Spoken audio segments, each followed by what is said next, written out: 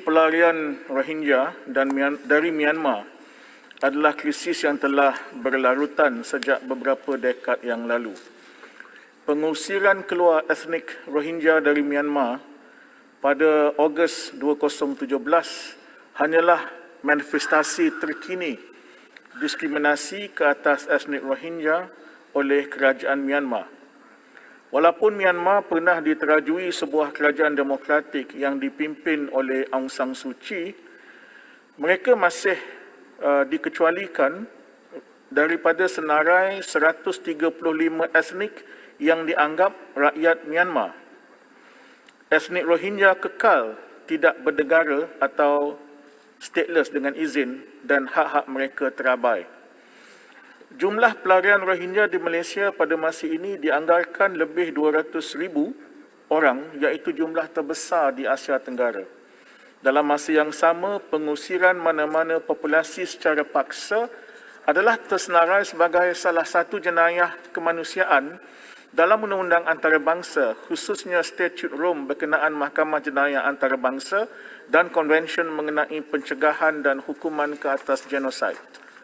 Walaupun penghentian pengurusan ini terletak sepenuhnya di bawah kuasa pemerintah Myanmar, Malaysia dan negara-negara sependirian perlu terus berusaha ke arah merealisasikan penghentian pengusiran tersebut.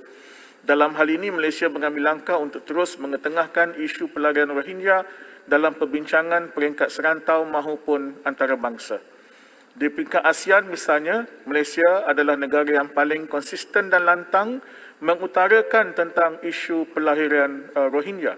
Malaysia juga menyokong kuat usaha-usaha ASEAN dalam memudah cara repatriasi pelarian Rohingya kembali ke Myanmar.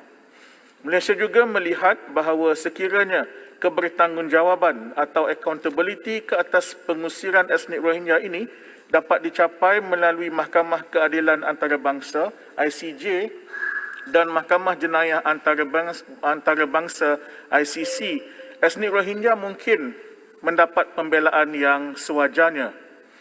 Menjurus kepada soal usaha-usaha Malaysia berhubung situasi Myanmar di luar payung ASEAN, ingin saya jelaskan bahawa Malaysia mengambil pendekatan bekerjasama dengan negara-negara ASEAN dan tidak bergerak secara sendiri.